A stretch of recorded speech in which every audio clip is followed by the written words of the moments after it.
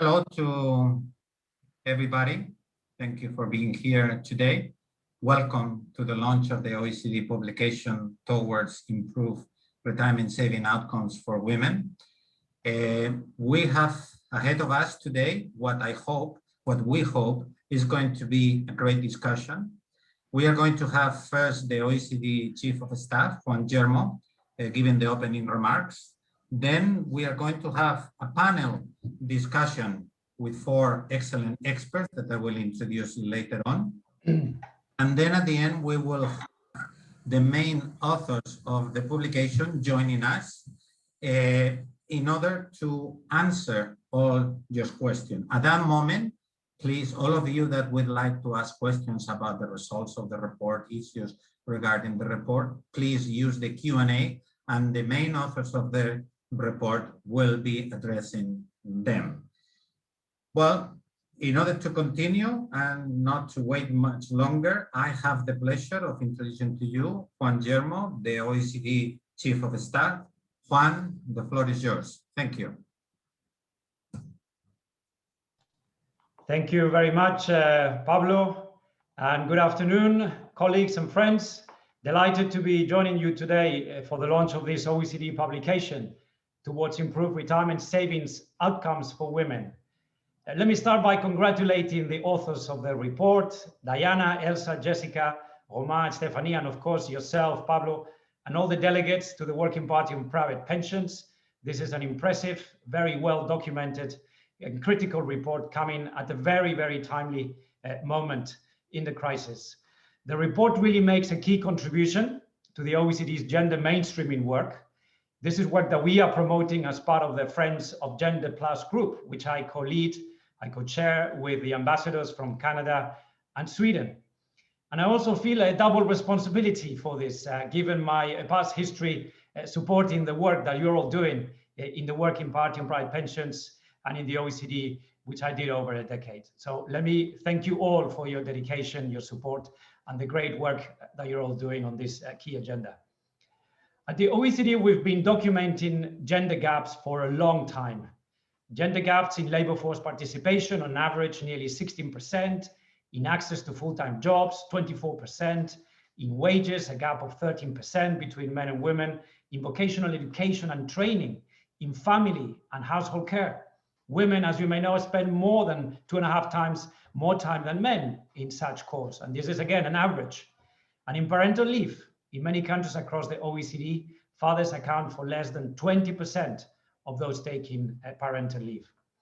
So all these gaps, all these existing gaps in employment, in wage gaps, etc., they are key drivers of the retirement income gaps that have been reported and documented in this excellent report. The report shows, as you all know, an average gap across the OECD on average of 26%, a pensions gap of 26% between men and women. But actually, if you look down into the specific individual data from countries, you find at least 6 countries where the gap is as high as 40% between men and women. This is a truly alarming statistic and is one that complements earlier OECD estimates that show that women are 5% more likely than men to live in poverty during retirement. Now, the pandemic is, of course, making matters worse and is actually risking reversing decades of progress in gender equality and women's economic empowerment. Women, as we've reported in our policy brief back in April last year, and in later work that we did for the Ministerial Council meeting in October last year, women have suffered most during this crisis because they are overrepresented in informal jobs, in sectors such as retail and tourism, which have been hit hardest by the economic crisis. They've also had to provide more unpaid care, more domestic work, especially during the lockdowns. And let's not forget, women are the unsung heroes of this crisis, accounting for 70% of the healthcare workforce globally, and about 90% of the long-term workforce. This is in the OECD. They receive wages that are often a fraction of those of men and are at high risk to their health and the well-being because of the long hours, the stress, and the disease that they're exposed to in these sectors. So now, even if our latest economic outlook, which we just released yesterday, the Secretary General spoke about it yesterday in Council, and also the Chief Economist released those new figures, which expect the world economy to rebound with 5.6% growth this year and 4% next year. We still need to make sure that the recovery is not only strong, but as the Ministerial Council meeting last year chaired by Spain explained, it needs to be also resilient, it needs to be sustainable, and it needs to be inclusive. And there was a specific paragraph in the Ministerial Council statement last year, the first time after 4 years that our members agree on a joint statement. There was a specific paragraph dedicated to the role of women in the recovery and the need to address their specific concerns and tackle the barriers to their employment and to their economic empowerment. So this aspect that is covered in this report and that has been already discussed a few times in the Working Party regarding the gender pension gaps is one of critical importance. It's a complex one, it's one that involves many different policy angles, and is one that I'm very happy to see that the OECD is coming out with very strong and clear recommendations that will help our members shape a fairer post-COVID future for all the women. Now, we know, and the report shows it, that in addition to these labor market factors that I just mentioned, there are many other drivers of gender pension gaps. Now, cultural, behavioral factors can affect individual decisions linked to retirement. Women tend to be more risk averse when investing their assets. They have lower levels on average of financial literacy, and this may influence their attitudes towards saving for retirement. They may also prioritize spending to ensure the family's current well-being over putting aside savings for their own future. In fact, the numbers reported in this publication, they show that men and women, they accumulate similar amounts of assets in retirement up until the age of around 35, when the amount of assets suddenly starts diverging between men and women, of course, to the benefit of men, and that those differences become cumulative larger as they approach retirement. Now, pension-defined features are also key drivers of the pension gap, and clearly this is where the responsibility, the onus is on the policymakers, on the authorities to do something about it. There are 5 specific features driven by policy design, by regulations, and others by employers' pension plan decisions that affect the pension gap and can make it worse. Rules on access to plans, contributions during parental leave periods, the use of differentiated mortality tables, divorce and widowhood arrangements, as well as the use of conservative default investment options. These are all clear features that have been identified in this report, and they need careful assessment and careful fixing. Now, a central recommendation of the report, and is one, of course, that we should all fully endorse, is that the design of arrangements needs to be gender neutral.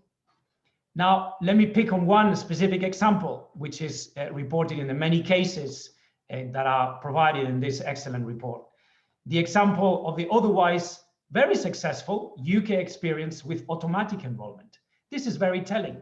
You look at the figures for the eligible workers, the numbers actually show practically a disappearance of the gap in participation between men and women. Now, if you look at the whole workforce, including those that may not be eligible, then of course the numbers are not so rosy, and the gap between participation between men and women remains stubbornly high at around 10%. Now, we need to make sure that women have equal access to retirement savings plans by taking steps to precisely remove gradually or in a studied and well-analyzed manner those eligibility criteria to facilitate the access for women. Women, as I said, they have more broken careers, more temporary jobs, more informal jobs, and of course they do much more, a bigger share of the unpaid work in the population. So we need to recognize the specific circumstances of women in our society in order to facilitate their access to retirement savings plans.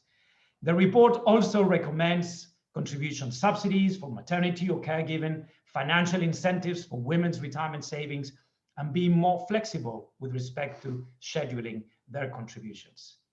We also need to take into account the cultural and behavioral patterns that affect women's decisions when it comes to retirement planning, which I was just mentioning earlier. And again, a lot of evidence provided in this report on this. We need to encourage women to save more for retirement. Clearly, measures such as automatic enrollment with adequate eligibility criteria, targeted communication, targeted financial literacy campaigns have been successful at closing the gender pension gaps. So let's look at those solutions. We have a long way to go still before closing the existing gender gaps that are reported in this publication. But as the report also shows, there are very clear steps that policymakers can take, that employers can take, and that of course individuals themselves and households can take in order to address the gaps. So I'm very much looking forward to the outcomes of the discussion today, to the panel that has been put together with our experts from the OECD and our members and beyond. And I really look forward to working together with all our membership towards improving the financial security of women in retirement. Now, thank you very much. And the floor is back to you, Pablo. Thank you very much, Juan. Thank you very much for your, as always, insightful words. And now, as Juan says, and I also indicated at the beginning of the presentation, we have tried to put together, we hope, a very interesting panel with 4 experts. We have Julia Cillikova, the Executive Director, Supervision of Financial Consumer Protection Division of the National Bank of Slovakia. And also for us, it's also a pleasure that she is the chair of the Working Party on Private Pension, where most of this work has been produced. We also have Clare Dale, Research Fellow from the Retirement Policy and Research Center, the University of Auckland Business School in New Zealand. Thank you for joining us. We understand that the hours are a little bit tricky for you, but we really appreciate you being with us. We have Paul Leandro, a partner from Barnett, Waddingham. Thank you very much, Paul, for being with us. And finally, we have our Deputy Director, of the team that has been in charge of producing this report, Mathilde Mesnard. Welcome, Mathilde. It's a pleasure also to have you with us. So let's start with some of the discussion. It will be interesting to see your opinions about a few issues that Juan has already highlighted, and I want to highlight even further and to see what are your views. Let's start with you, Mathilde. The OECD, as Juan said, is doing a lot of work to promote gender equality across all policy areas.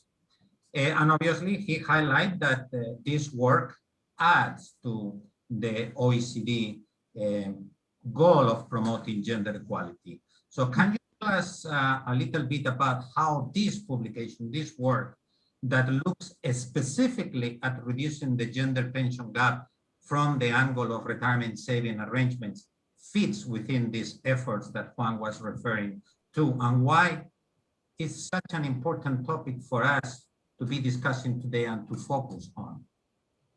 Okay, thank you, Pablo. I'm very, very pleased to be among you to discuss this fantastic publication. I do think this issue of gender equality in pension is a very important one, and one that I always use, to remind women that they need to think about the choices that they do, and that we also to remind policymakers that they need to change a lot of the policy features along the life cycle of women, to arrive at the end of something that would be more equal. So you know that we have just celebrated the International Women's Day on Monday this week, and every year at the OECD, we have a month-long March on Gender. We call that March on Gender. It's a campaign to raise awareness about this gender challenge in all the different policy issues we are working on. But of course, it's gender issues are not something we should think about just on the 8th of March or even along the whole month of March. And because our agenda at the OECD is really to support an inclusive and sustainable growth. And now this is even more important than ever with the crisis that we are all facing. And Juan said very clearly in his introduction that women have been disproportionately impacted, both socially and economically, by the COVID crisis. And we know also that women, and especially single parents, were already more economically vulnerable than men due to their employment and income patterns. And we also know that women are more likely to have part-time and informal jobs. We typically have lower hourly wages, typically lower entitlement, lower access to social security benefits, also weaker job protections, also fewer opportunities to access training and re-employment, etc. And we also know that globally, women also provide up to 10 times as much unpaid care work than men. On average, I think Juan mentioned like 2.5 on average in the OECD, but it's up to 10 times globally if we look at some countries. So it's quite amazing, you know. If we have, you know, the OECD Social Institutions and Gender Index, and they give us some amazing data on this. And the ILO estimates globally that women's unpaid care work accounts for the equivalent of 9% of global GDP. So it's a massive draft on women's ability to fully participate in the workforce, to hold their jobs and to advance professionally. So that's something I really, I mean, it has always stricken me.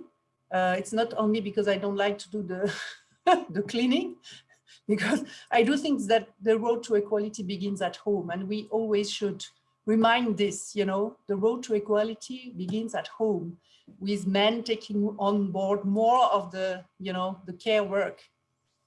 And I do think we should work on that more at the OECD, but it's difficult. It's something that is out of reach of the policymakers somehow. So to go back to this idea of the current situation, a resilient recovery, one that would be more inclusive, more sustainable, etc., is not possible without offering equal opportunities to half of the world's population. And in fact, we have an opportunity now, this year, and in fact, a responsibility in this crisis to do a better job at supporting women's economic empowerment and well-being. And tackling inequalities in retirement saving is an important part of this effort, because as Juan mentioned, also the figures are quite striking. There is a 20% gap between men's and women's retirement income. In other words, an elderly woman receives only 75% of the pension of men on average in the OECD. And in addition, as you may know, which is good, women spend on average more time in retirement, like on average 20.5 years versus almost 18 for men. That means that in a nutshell, they will be poorer for longer, you know, than men. And the very, very bad news is that we see this gap growing.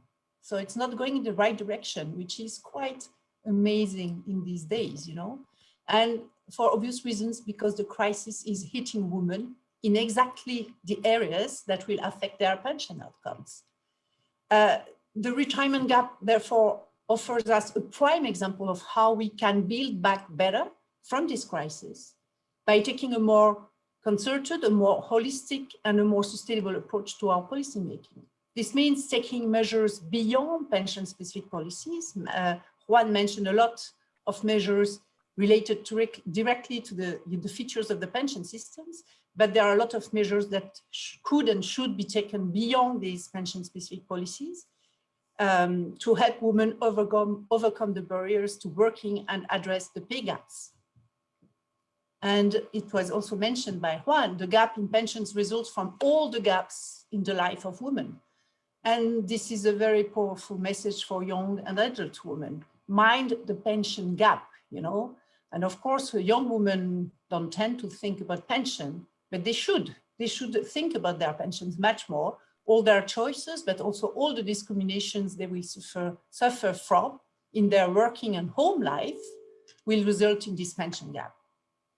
So we must support women in getting back on their feet during the recovery so that they may continue to prepare for their retirement. And this is not just good for women, it's also good for our societies, our governments, and our economies. So with this, I will let it back to Pablo. Thank you very much, Mathilde. I guess we need to, as you said, to continue working on the big picture, not forgetting all the different aspects, but these reports also allow us to tackle different angles of this big picture, and here more focus is on the retirement side. So if I may now direct to you, Paul, chapter 1, tries in the publication, measures the gap in the income that men and women receive from retirement plans. This 26% figure that everybody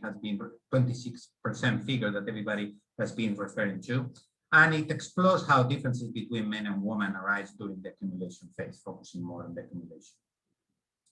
One interesting result is the fact that the gender gap in retirement, we're focusing on retirement assets and entitlements, as also Juan highlighted, and the report makes very clear, rises or emerges around age 30, 35, and it grows quite fast afterwards. And this age is more or less when women tend to have the first child, and is linked to all those issues. So what Mathilde was saying, and Juan, that we need also to look at the big picture to address the issues that might come from retirement savings. We know that you have conducted an analysis recently in the UK, focusing on retirement saving differences between men and women in occupational pension plans.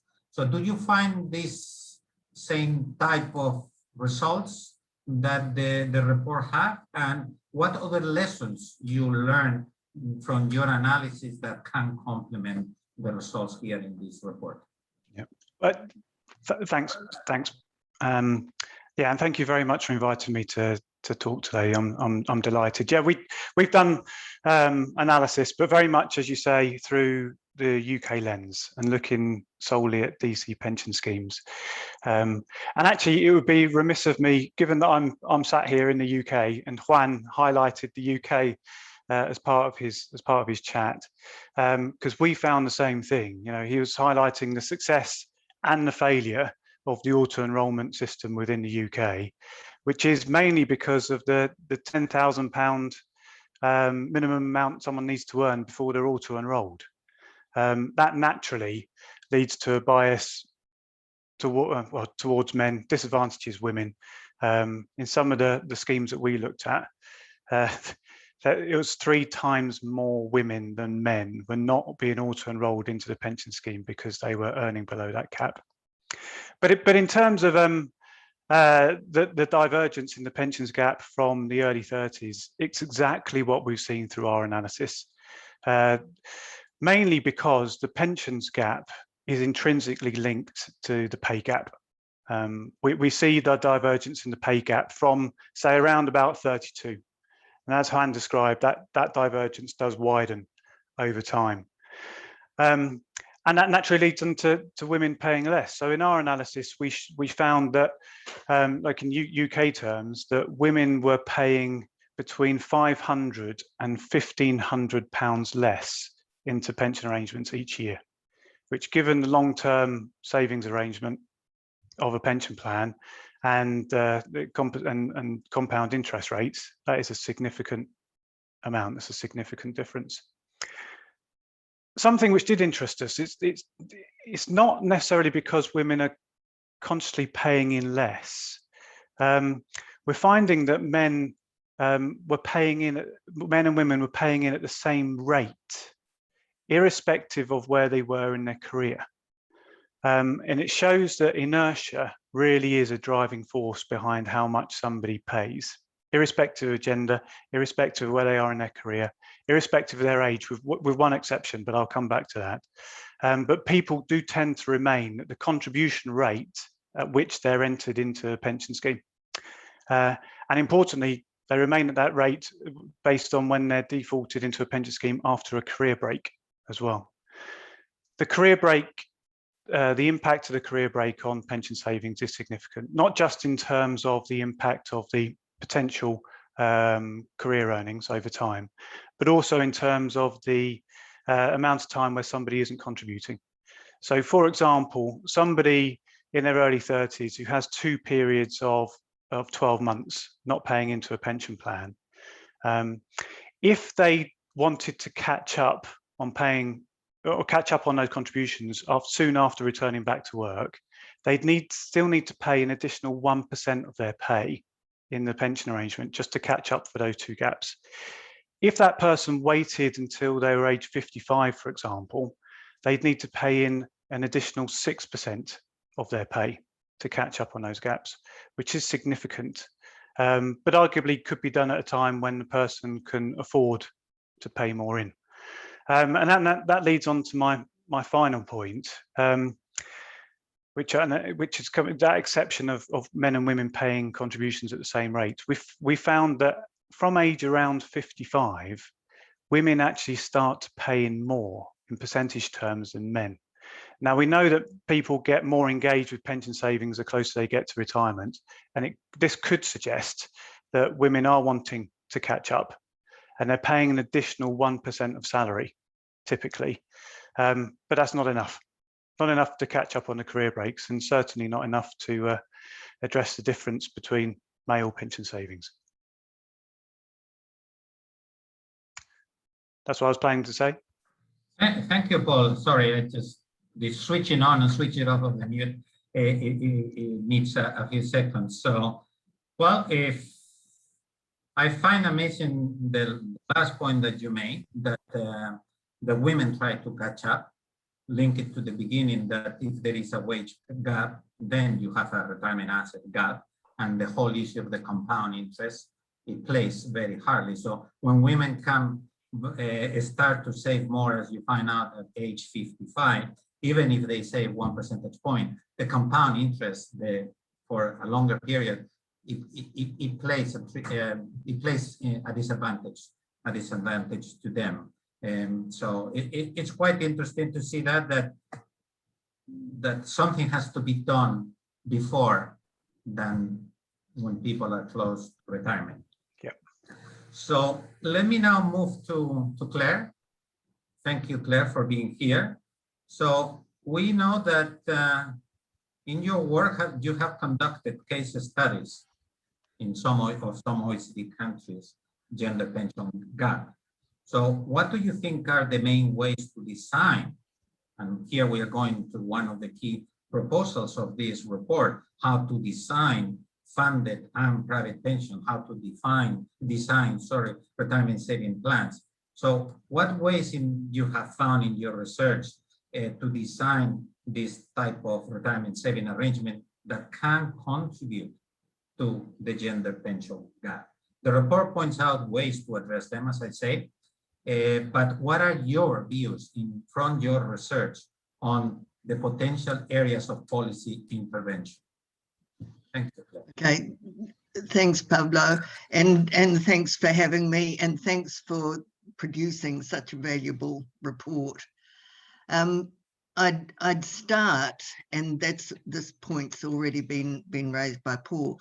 I'd start with a comparatively easy policy fix, like removing the minimum income eligibility requirement for participation.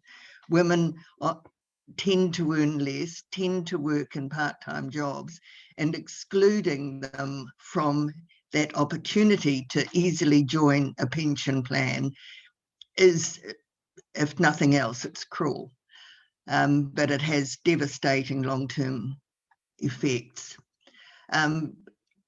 We've also found looking that the simple, accessible national scheme like KiwiSaver has been very, very effective with getting people involved in retirement saving, as evidenced by over 3 million active members in our population of 5 million. So that's fairly telling. And the design has has increased the availability of retirement saving arrangements. Also, participation in a pension savings scheme can't be dependent on employment. It has to be easy for self-employed to contribute, and there have to be some opportunities for people who are taking maternity leave to continue to contribute. I also like the feature of having a fixed minimum contribution percentage-wise from employers, but having options of a range of options for contributions from the employee or from the member. Another design feature that's been very effective is the level of trust in the scheme, with having the Inland Revenue Department as the central clearinghouse. It's people are more likely to get involved and stay involved if they trust the scheme. The point about financial education is critical too, of course, and the information, the education has to be tailored to women. And I like the point you made in your report about ensuring women are aware of the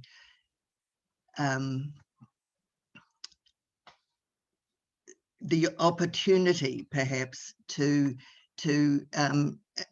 in the case of divorce, to share in their ex-spouse's retirement benefits as well as other shared assets. We do see the need for annuity options, which we don't really have at all in New Zealand, probably particularly for women with, as Mathilde pointed out, a longer period in retirement, and managing an asset over an uncertain future is a rare skill. And so an annuity option would be valuable. I also very much like the suggestion in your report that pension funds could invest in projects that address the sources of the gender gap, such as childcare and financial education, and could also ensure the companies they invest in are seriously embracing gender equality in terms of pay and executive level representation. The main message is that the growing problem of the gender pensions gap could be resolved. Thank you. Thank you very much, Claire. I'm glad to hear that some of the messages as regard how to improve the design of retirement saving plans, you really support them. It seems to be a clear agreement from some of you that the removing minimum income requirements for participation to be quite useful. I also like the point that you made, Claire, that easy access to this plan for self-employed and what normally people call non-standard forms of work, in which many more women are represented than in what people call standard forms of work, is also extremely important, and the other ones. We will be talking, I will be asking questions about the financial education shortly, but I would like now to focus on the regulatory aspects. Now we have with us a representative from the regulatory world. And as you know, Julia, there are a wide range of policy options to ensure that the design, as we were discussing, Claire was highlighting, to improve the design so it does not aggravate the gender pension gap that already comes from the labor market. So as a regulator, what options do you think that the report highlights that will have a more positive impact for women to reduce the disadvantage that women face? And how do you see the progress being made and implemented? Because at the end of the day, you are in the wall of implementing these policies. So what is your view on what obstacles you think needs to be overcome? Thank you, Julie. Okay, thank you for the floor. Firstly, let me really congratulate the whole team for this great document, and I was already mentioned for the great timing, that the timing for this document for the March is excellent. And you raised the questions that about the regulatory point of view, what is the best solution, what are the obstacles, but I would like to start with a little bit more whole picture. I think that this pensions gap, and also previous speaker mentions, it's not the cherry picking problem, it's a complex problems, and it's a great that we are deeply analyze every piece of the puzzles. Easily, in my opinion, the answer, what is the main reasons for the gender gaps, is the lower level of women contributions due to the lower income. That is one of the crucial problems. A shorter period of the accumulation phases, it was also explained, and inappropriate pension saving settings. But what can be the regulatory answer?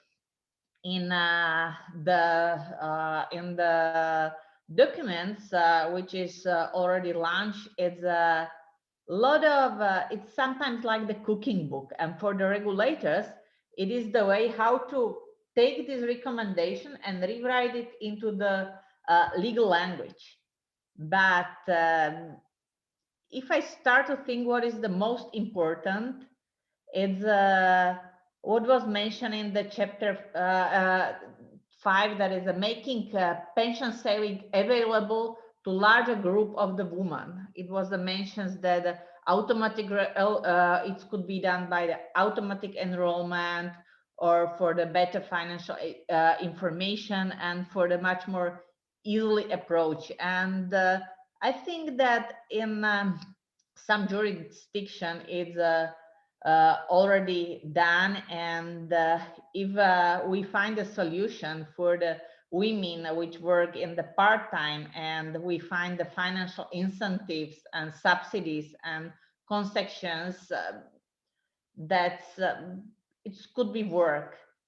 Second solution, it will be increase the level and frequency of contribution for women. It was also mentioned in the previous panelists. It could finally have an important impact for the future payout phases, and we also have a few possibilities how to reach it. It's maybe higher contribution from employers, or allowing contribution from spouses, or compensatory contribution targeted to special groups like low earners, and also the contribution paid by government, or some voluntary contribution, because it's more or less clear that if the women have a gap in the saving part of the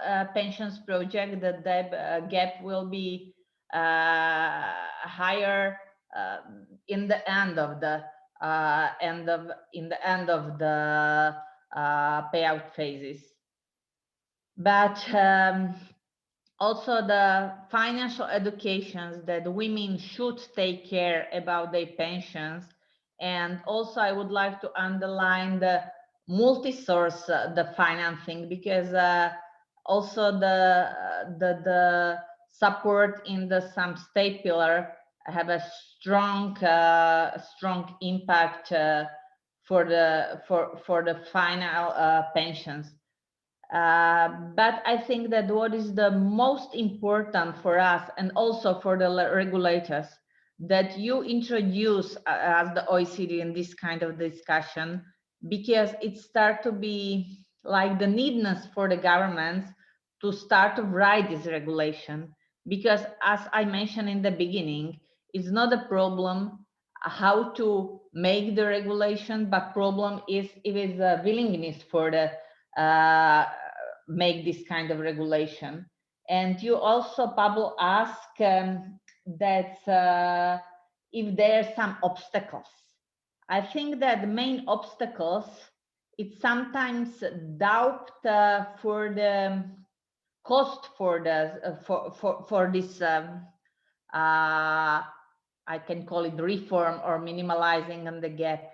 But finally, I think that the cost which the different government will pay for this minimalizing of the gap will be lower than the benefits which finally the women received. And I think that is crucial. Thank you very much. Thank you very much, Julia. It sounds like we need to work together to translate all this proposal into legislation. We need to help each other. We all know that. So that's why we have in this panel people from the academia, people from the industry, from the regulatory bodies, and a representative from the OECD, which is Mathilde. And we have to help each other to make better policies for better lives. This is the OECD logo mantra. So many of you have been talking about financial education. I mentioned that I'm planning to touch it. So now I'm moving to Mathilde because we have highlighted that differences in financial literacy of men and women can have an important impact. Several of the speakers have talked about that, if not all, can have an impact on the retirement income, as retirement savings reflect some of the different attitudes and financial decisions that men and women might be making. We know that here at the OECD, the financial education is a core topic. And could you tell us more about some of the OECD initiatives to uncover and tackle these different levels of financial literacy between men and women? Because it sounds like it's something we need to seriously focus on. Mathilde? Yes, Pablo. You said it, and almost all the speakers underline it. It's important to address the gender differences in financial literacy to contribute to solving this pension gap issue. But it's important to address them early, especially because women have more needs than men in this regard. We said already that they typically live longer while they have shorter working life and often still lower wages. So it's very important to tackle this issue of gender differences in financial literacy. And we at the OECD, we have an INFE, that means an international network on financial education for the adult population. And through this INFE network, we collect evidence that shows that gender differences in financial literacy do persist. And according to the latest 2020 International Survey of Adult Financial Literacy, we see that the women have lower level of financial knowledge than men. That means that on average, women have lower knowledge of concepts like time value of money, simple and compound interest, risk diversifications, etc. All these concepts that are really crucial to help them make informed decisions about their long-term savings and about their pensions. So even if they mind about pension, as I mentioned earlier, they might not have the tools to think properly about these pensions. And moreover, typically they are less confident than men when navigating financial matters and reacting to news or events in their life that may have implications for their financial well-being. And for the example that was discussed a bit already about these conditions around divorce, I think it's very important what is discussed in the report, because it's something that probably women don't know enough that when they are negotiating their divorce conditions, this might have a big impact on their pensions. The survey also shows that women are more risk adverse than men on average. And this report that we are discussing today also shows that women often have a lower risk appetite than men. That means that they make more prudent investment choices in general, which might be good, but de facto, they may also be less able to take advantage of investment opportunities that can benefit their financial future. And also, if we look at another survey, the PISA survey from 2018, we see that the same type of information, it suggests that boys outperform girls in financial literacy, that girls are less financially included, they understand fewer financial terms, and they are less confident, once again, and digitally savvy. And although the difference is not very significant in the PISA results, it shows that there is scope indeed for targeting the specific needs of girls. And to address these disparities in financial literacy, we have an OECD recommendation from 2020 on financial literacy that in fact is updating and consolidating our work in this area over the last 2 decades. And this recommendation calls on to work on a number of fronts, including, for example, like addressing gender biases in financial education early, ensuring also that women have equal access to financial advice, and there are some interesting comments on that, evidence of that in the report also.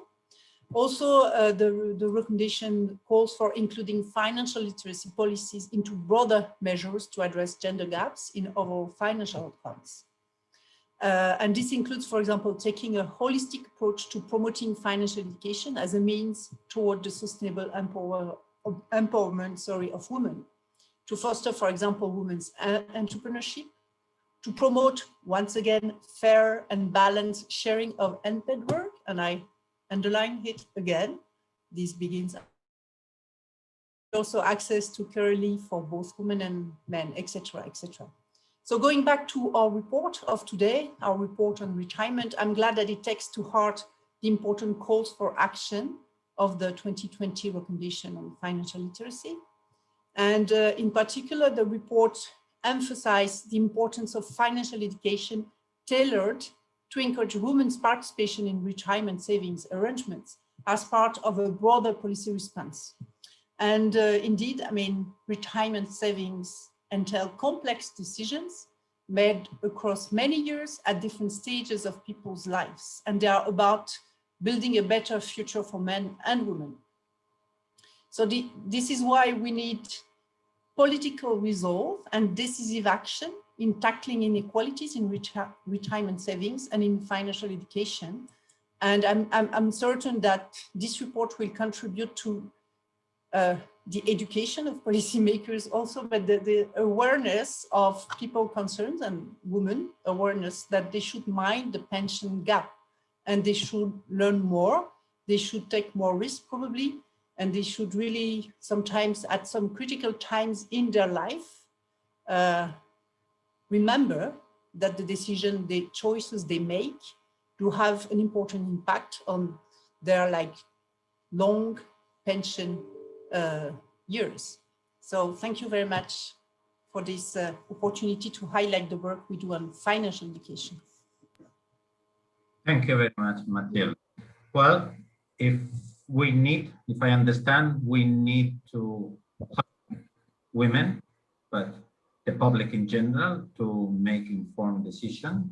We also have to provide them the tool, but it's important to design the communication to women, take into account their main feature, as you highlighted, one of them, like the risk aversion that some people might call prudence in investment.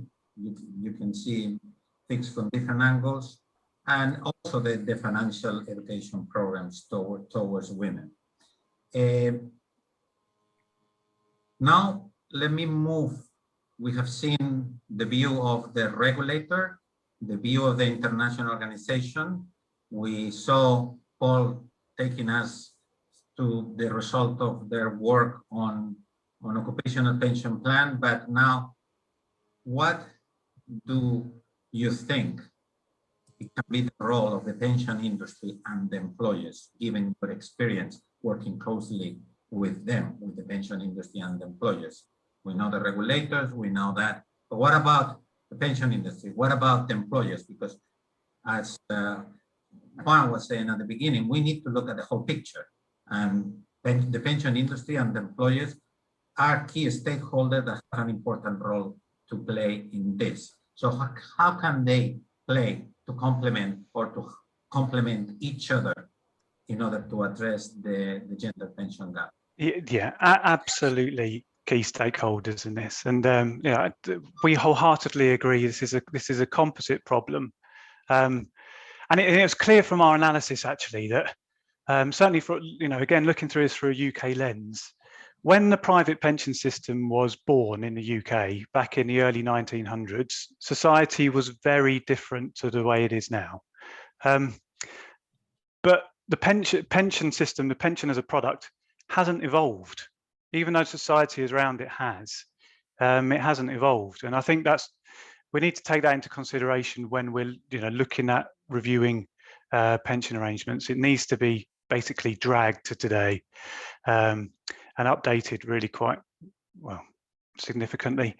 But with that context, employers are definitely key stakeholders in this, and within the constraints of the current system, there are certain levers that they can pull to influence things around pension scheme design to try and make certainly the pension scheme within the workplace fairer for everyone.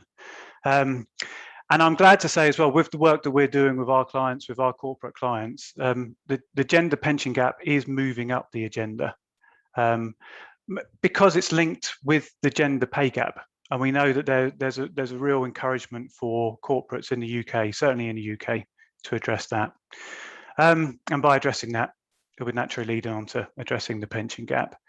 But in terms of specific things in terms of pension scheme design, I mentioned that inertia is a driving force towards how much somebody pays. I mean, arguably, inertia is the best tool that the pensions industry has in terms of influencing behaviour and trying to encourage people to save more into pensions. So we're talking to employers more and more around the contribution design and defaulting or enrolling people into pension arrangements at higher default contribution rates, not just anchoring on the minimum contribution rate set by government, but still giving people the option to opt down. But the likelihood is when someone goes in at a higher rate, that's where they'll remain. And could also set default levels when coming back from career breaks so that people can catch up on those pension contribution shortfalls as soon as possible. Something which hasn't really flown in the UK yet, and I do highlight yet, I think it's coming, is the use of auto-escalation. So we know that auto-escalation is used quite heavily in the US under the banner Save More for Tomorrow. More and more employers in the UK are introducing auto-escalation, whereby pension contributions are automatically increased gradually over time, each year, probably in line with salary increases. And we know it can have a significant impact on outcome. For example, somebody in their 30s, if they decided to increase their pension contributions by an additional 1% per annum over a 5-year period, and then remain at that level to retirement, that can increase their eventual pension pot by 2/3. Significant. Employers could look at introducing auto-escalation when people come back from career breaks. So we know that there's a multitude of pressure on people's income when they're starting a family and have young children. But introducing auto-escalation, say gradually, after someone comes back from a career break, could gradually increase their contribution over time to a point whereby they can catch up on that career break. I know another thing that employers are considering as well is and something that they have to consider in the context of the pay gap is improving pay and benefits, pay and pension contributions during career breaks, during maternity leave. Employers should consider paying contributions at full levels, so based on someone's full-time equivalent earnings, not their actual earnings during the career break. And to take account of people coming back to work and perhaps wanting to work part-time, employers could consider, maybe for at least a period, paying contributions again on those full-time equivalent earnings, not actual earnings during part-time, to help with the catch-up of those contributions. Now, that could be for a set period of time, it could be subject to a cap, and it could be contingent on someone remaining with a business for a number of years. And then my final point, and this is something which employers are looking at more and more, and I feel like a broken record here, but it's financial education. I mean, the workplace is the perfect forum for financial education, and the messages, as Mathilde was saying, have to be geared towards women, and particularly the importance of paying contributions and paying contributions in early and paying contributions early after career breaks. But the education also needs to acknowledge that people, certainly people in couples, do tend to view their savings as a household, and look at pension benefits together, look at household assets altogether. So there could also be education around taking advantage of everything that's available to the couple.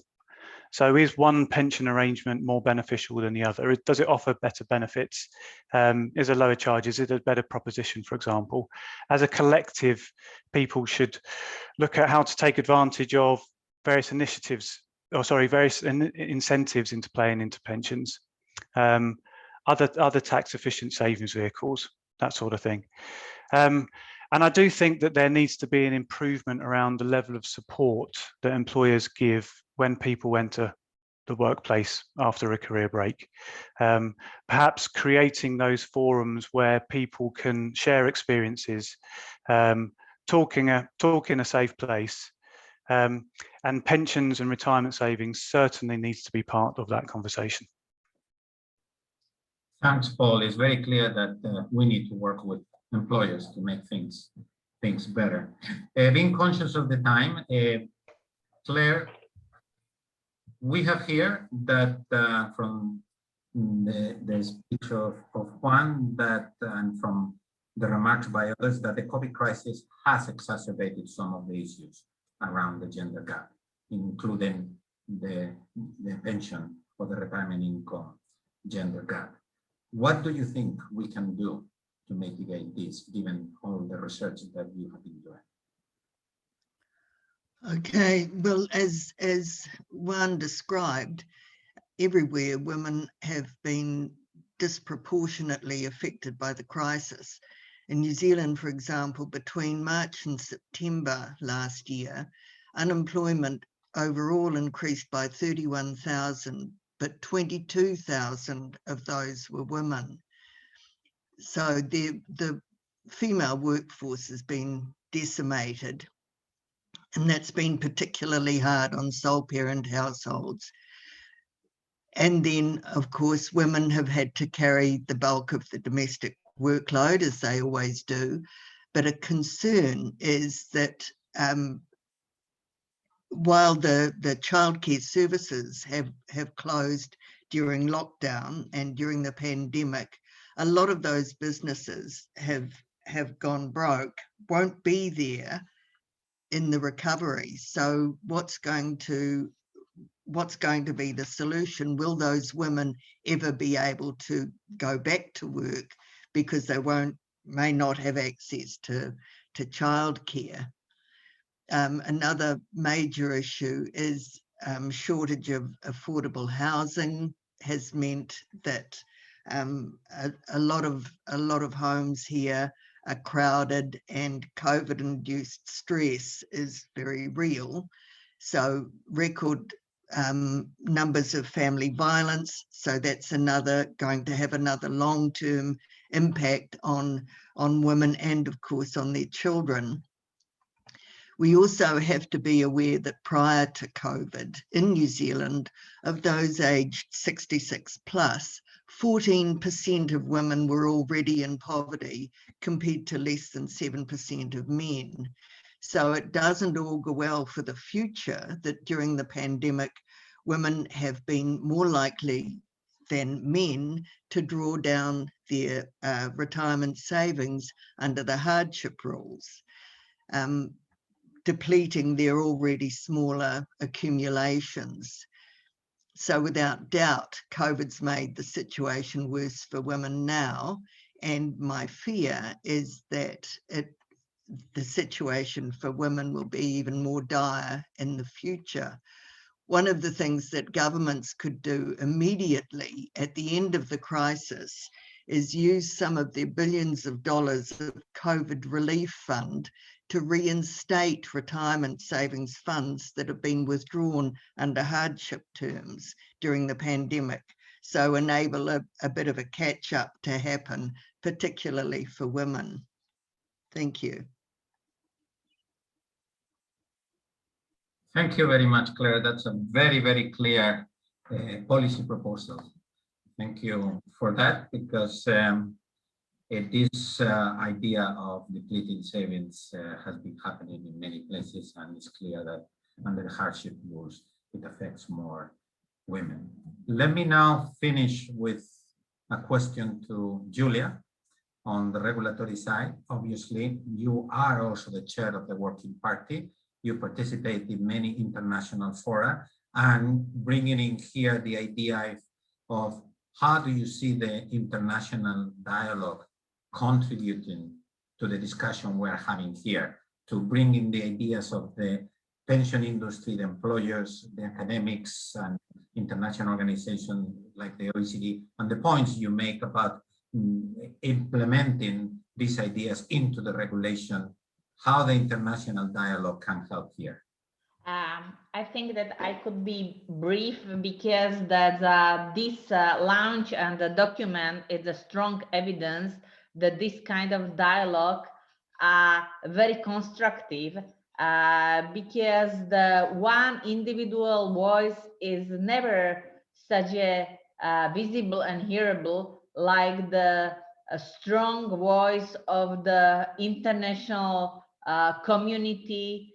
And also the good example is, if you come back for the 15 years ago, the situation was similar, but how often we heard about the this gender gap. And now, and I am proud for this, that maybe that we don't have a clear solution, but we already identify the problem, and we bring some solution how to reuse this gender gap in the different area.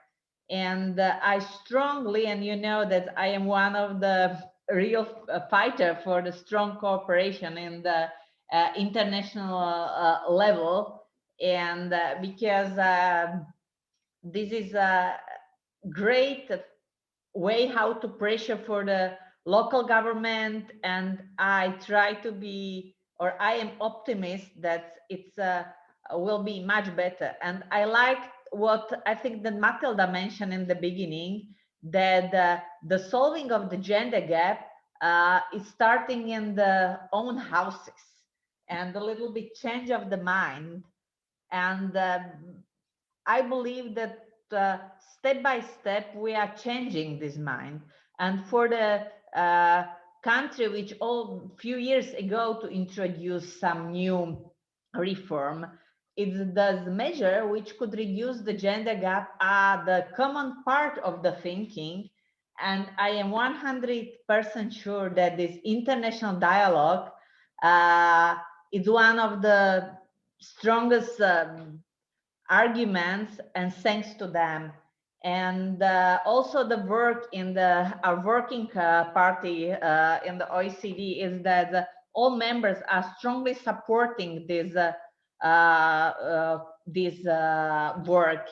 And because this also was mentioned that current pandemic situation have a unfortunately negative impact for these topics, but thanks that we are start this heavy discussion, that we should continue, and I think that we are in the very good way. Thank you.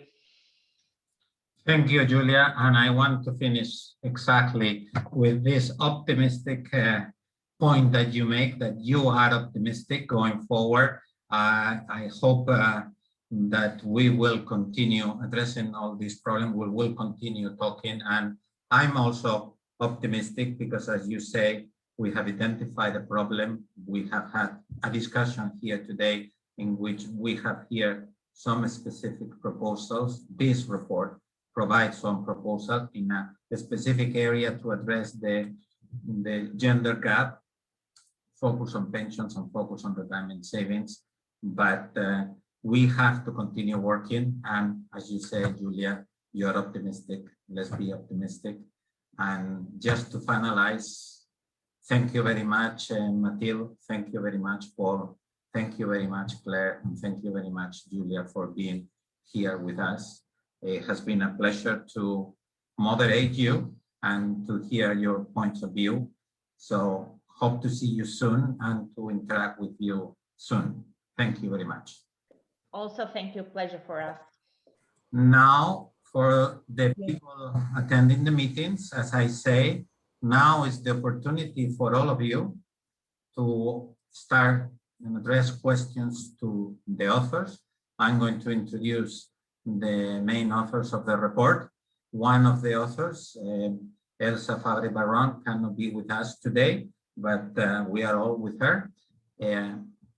It's for a very happy reason, so nothing to worry about. So let me introduce Diana Hourani, Jessica Mosher, Romain Despalins, and Stephanie Payet.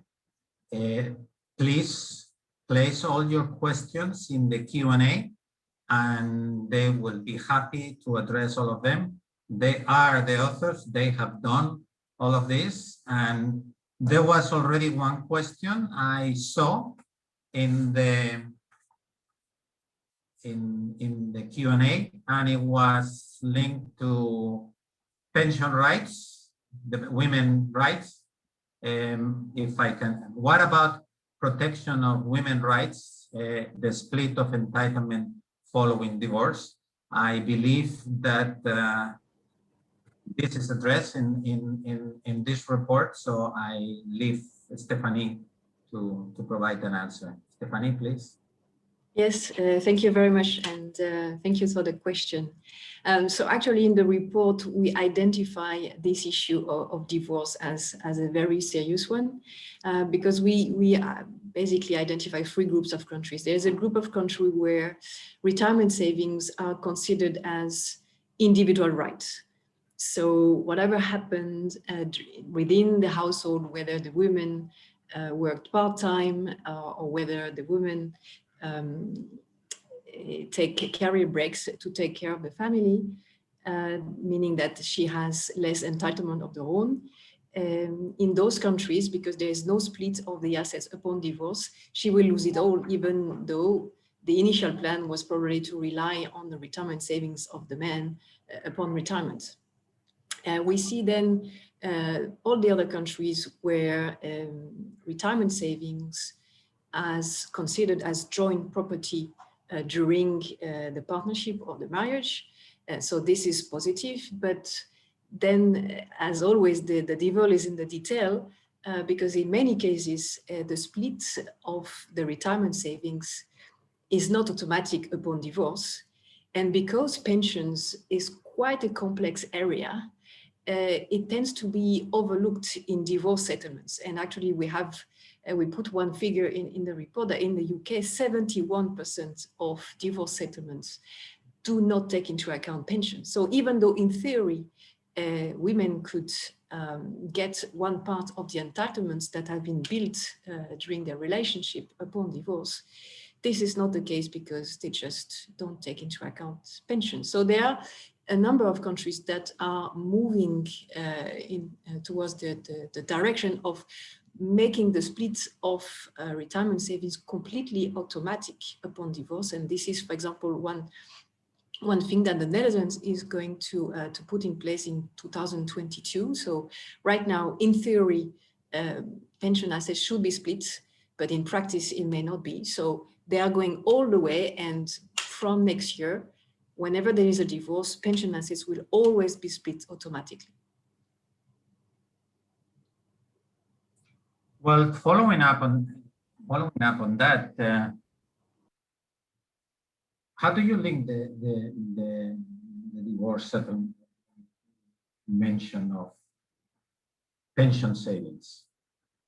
So you will include it in the legislation, because 71% of divorce settlement make no mention to pension savings.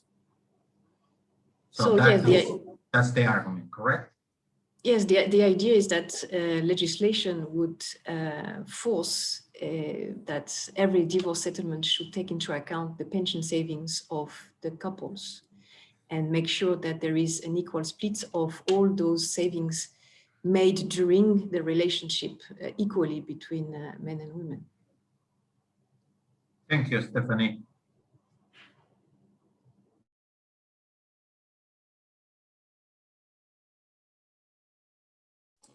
You are mute. Sorry, we have a very good friend of us asking a few questions. So one is for you, Diana. Obviously, he's asking, well, what about the mandate increase plan in some countries on the contribution, like in Australia, but also in Chile, they are also planning to increase the mandate contribution. Do you think this will have a positive, will have a disproportionate positive impact on women? Would you agree with that? Yeah, thank you. That's a really good question. I mean, as we say here at the OECD, we have a roadmap to the good design of defined contribution savings arrangements. And of course, one of the key messages that we say is that contributing more and for longer definitely benefits people in terms of the future retirement income that they would be able to receive. Now, of course, we know that this will really boost both the genders. It's a gender neutral policy that will help men and it would help women. So, of course, as much as we can help women to lift their retirement savings, it's always going to, it's a good idea. Now, of course, there can be some peculiarities of particular systems. For example, there can be interactions between the retirement savings arrangements and basic pensions that policymakers absolutely need to take into account to make sure that any increases to mandatory savings rates do in fact lead to higher incomes for all, but in a general sense. And absolutely, it's always a good idea to save more and to save longer, and this is a great way to bring people's retirement incomes up when we're talking about the retirement phase. Yeah.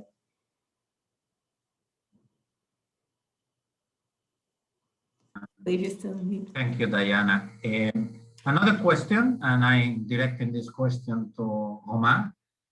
Some people have argued, I'm going to link it with the idea that the publication suggests that or calculates a gender pension gap of 26% on average for the OECD.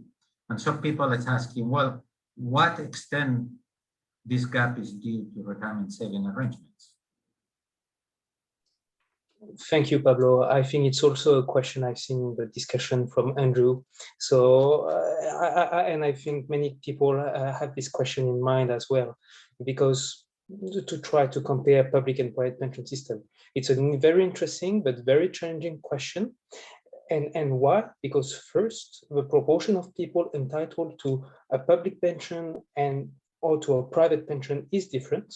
We have seen in the report that in a number of countries, only a few proportion of people aged 65 plus actually receive an income from a retirement saving arrangement, whether men or women. So private pension arrangements are likely to play a minor role in the gender pension gap in that case.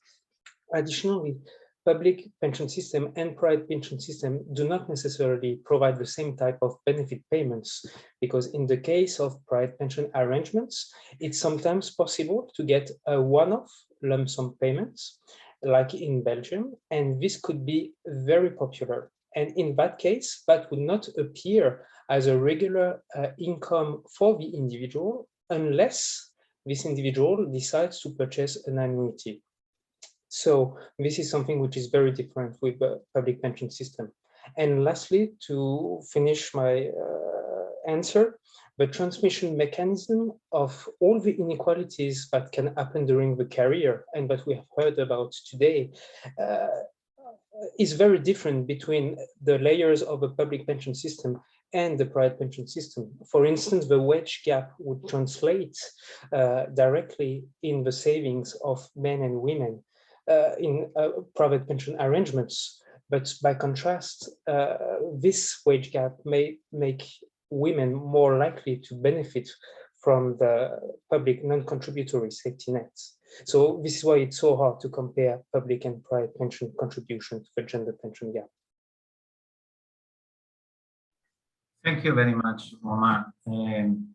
There is another question that is linked to one of the issues that has been discussed in the panel and a few people have highlighted. But before moving into that, I'm interested to hear, this is a question somebody sent me privately.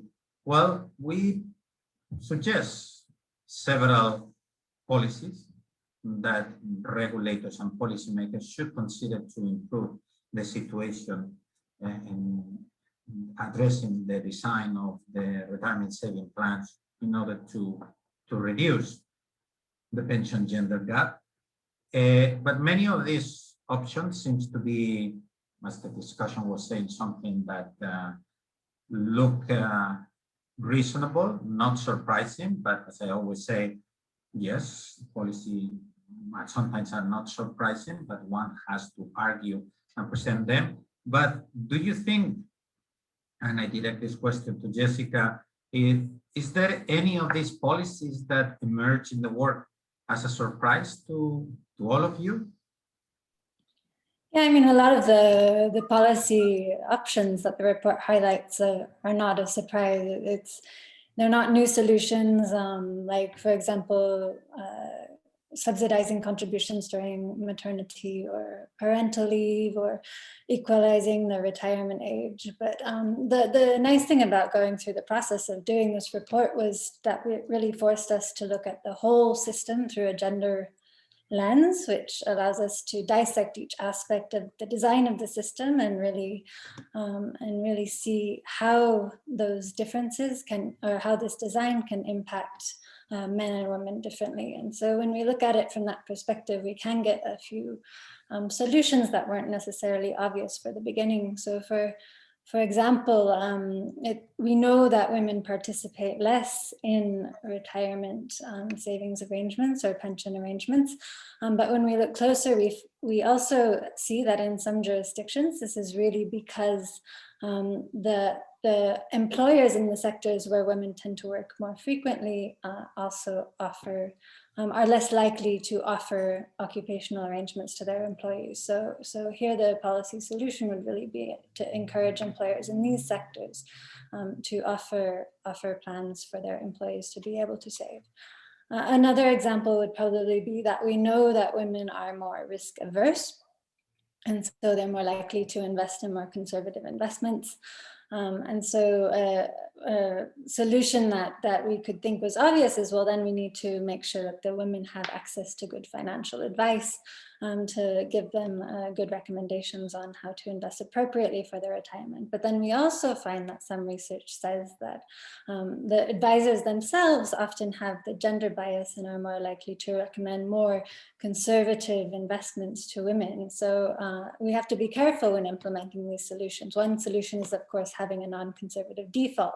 And that is typically the same for both genders, very gender neutral and objective, and people tend to stay invested in the default. But if we want a more personalized recommendations, we could also think about making sure that the assessment of the risk profile and needs of the individual is really objective. And personally, I think that a lot of the investment platforms and robo-advice type platforms that are starting to emerge have a lot of potential to increase the inclusiveness of participating in financial markets and saving for retirement, and in particular for women. Thank you, Jessica. There is one question that here in the Q&A that is linked to something that has been mentioned by two of the speakers or the panelists about the question is more, should we reduce the threshold for the minimum income threshold to requirement for participation in auto enrollment or any other type of participation, or should we eliminate it, remove it altogether, as it seems it was suggested by Clare? What is the position of the report on this? Maybe Stephanie? Or yes, thank you. So, as always, there is not one straightforward answer to this. I guess if we really think to be as inclusive as possible, and given the issue that women take on more part-time work than men, these thresholds seems to be discriminatory against women and probably should be completely removed. But obviously, those countries who have those thresholds, they didn't do that to disadvantage women in the first place. And actually, one of the reasons that they do have those thresholds is because the retirement savings arrangements are not the only components of the pension system in these countries. They have public pensions that complements those. And in some countries, there are means testing that occur between the public and the private system, meaning that you may be better off not saving in the retirement savings arrangement because you will have a higher public pension. And so this is, for example, the argument that is used by the UK. People with low income, they are already well covered by the public pension system, and forcing them to save in an occupational pension through the automatic enrollment could be actually more damaging for them, because they would not have this money to spend on other things, while actually at retirement, they would already have a decent replacement rate from the public pension system. So the answer, a short answer is, in theory, yes, eliminating, but you need to take into account the whole pension system to understand the dynamics of the different components to see whether this threshold is actually still meaningful. Thank you very much, Stephanie. There is another question linked to one of the comments that one of the panelists mentioned. Maybe Jessica or Diana could address it. I'm going to try to see how it is. Paul argued that they see that at age 55, women tend to increase contributions 1 percentage point above what men tend to do, but that's not enough. So one of the attendees asked, well, is there an argument that women should have an arbitrary 1% extra contribution from the beginning of their career? It's not asking who should pay that extra, but whether it should be from the beginning of the career. So it's paid earlier, you take into account it will be invested and the compound interest start to kick in, because later, clearly, there's not enough time for the compound to make up for the lost periods due to career breaks. So what do you think about this idea? I found it interesting. The question is there. Is there an argument for this to do it? Please, any of you that want to step in and answer the question? Yeah, I can start, and then maybe if Diana has anything to add. We highlight two examples of an additional subsidy for females to kind of compensate for the disadvantage, in particular the disadvantage with life expectancy going into retirement. But not one that was paid at the beginning. So there was one example in Australia where some employers voluntarily contribute over the accumulation, so additional contributions for women to help them accumulate enough savings to offset their longer life expectancies at retirement. There was also an example in Chile, but this was just a proposal. I don't think it was ever implemented, of when women hit retirement, then there could be a subsidy at that point. But I find it really a good suggested actually that subsidy come much earlier in life, because it would be clearly relatively cheaper to implement and really be able to advantage women much more than waiting until making that contribution at retirement. Thank you, Jessica. Do you want to add anything, Diana? Sure, I am happy to add my 2 cents.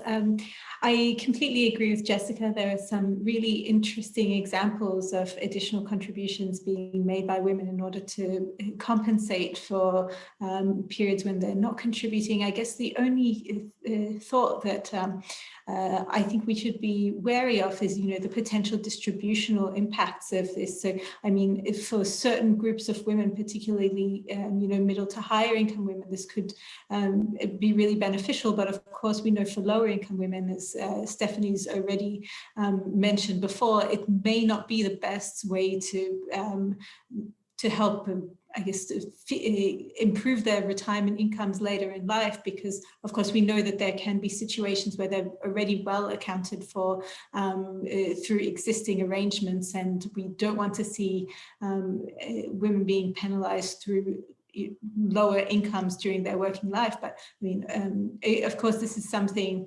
Any of the distributional impacts of policy arrangements are some things that that policymakers most certainly need to bear in mind before taking these kinds of steps. But most certainly, especially for women who can afford it, this is most certainly quite a good idea and very interesting idea. Thank you very much, Diana. Now I find myself on a bind. It's 5:30. This is the time we have agreed. There are at least 2 questions, if not 3, waiting to be asked. So I'm going to go, if you allow me, just 5 minutes beyond and put some of those questions that are still pending. But I find one of them quite interesting, and I guess this one will go to you again, Jessica. It's about defined benefit schemes. We know they are declining sharply across the world. Does this trend impact more men rather than women? What is your view here? Yeah, I think it depends on what aspects we're talking about. If we're looking at defined contribution versus defined benefit, both of these types of plans are directly linked to the salaries that women receive and the career patterns that they have. So to the extent they're working less and earning less than men, both of these types of plans will result in lower entitlements for women. I guess where the difference is the typical design of the payout phase. So in defined benefit, everyone, there is no gender distinction made. Everyone gets the X% of their salary going into retirement independent of life expectancy. Whereas in defined contribution plans, the tendency is more to either have people withdraw their savings, draw down, which really exposes women more to the risk of outliving their savings, or to purchase an annuity. And outside of Europe, that can be gender distinct, meaning women would not have as high an income as males. So there is a suggestion in the report that the unisex mortality rates, as they have implemented for pricing in Europe, could help with the gender gap. But this really needs to be caveated quite heavily, because it's not necessarily the case, and it really depends on the context that is designed.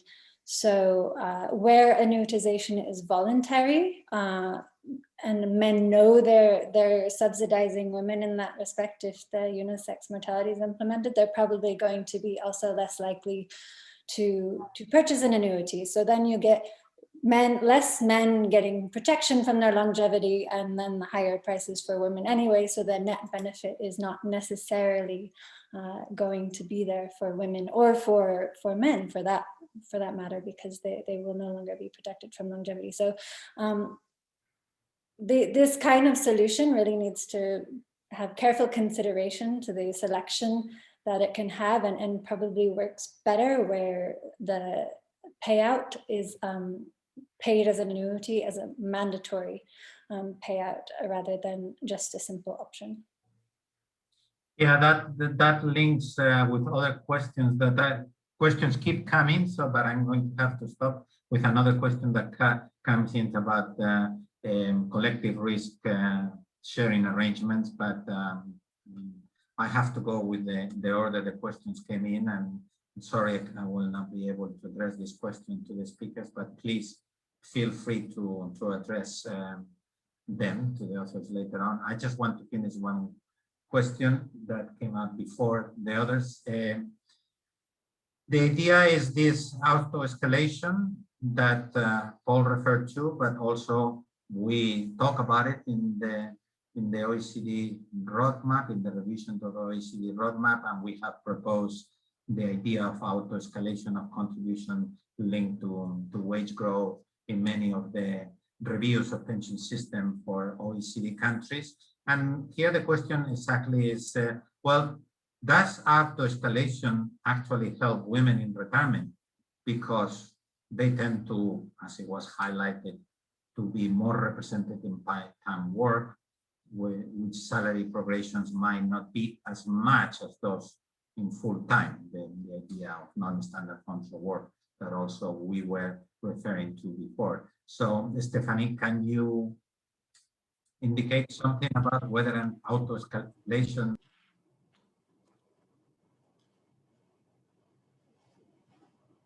Yeah, so you're on mute, Pablo, but I guess I got the question, I think, so that's fine. Go ahead, sorry. I think we should focus on what auto-escalation can do rather than what it cannot do. Obviously, it will not solve all the issues, and it's true that women are more in part-time work, and because of that, and also because of the career breaks, their salary progression is slower than for men. But as we also highlight in the report, the solution to the gender pension gap is not going to come only by better design of retirement savings arrangements. There are many other areas that needs to be improved, and the gender gap is one of them. The gender pay gap, sorry, is one of them. So for the career progression, for example. So again, I think we should focus on what auto-escalation can do, and for those women who are in employees having a progression or in the increase of the contribution rates can help them to compensate potentially for the periods during which they have not contributed or not contributed as much. And then we need to complement this with other measures, of course, for those women who may not be able to benefit from the positive aspects of auto-escalation. Thank you very much, Stephanie. Well, I'm sorry, but I have to leave it here. We already have taken 7 minutes more than what we planned to. Apologies, and thank you very much for the attendees to stay with us. And please feel free to send questions by email. Those of you who would like to have a copy of the full report, please send us your email and we will forward you a full copy of the report. To finalize, I would like to thank the person in the background that have been managing technically all of this, Sally De Honadu, and thank you very much because she has made possible this, and thank you very much to all the attendees and all of you that came, because it's thanks to you that this work is here, and we hope that it will make a contribution. And as Julia said, one of the panelists, we are positive that we are advancing, we are talking, and hopefully things will continue to get better. Thank you very much, and see you all at another time. Take care. Bye. Bye. Thank you. And thank you to you for the chairing the panel. Thanks.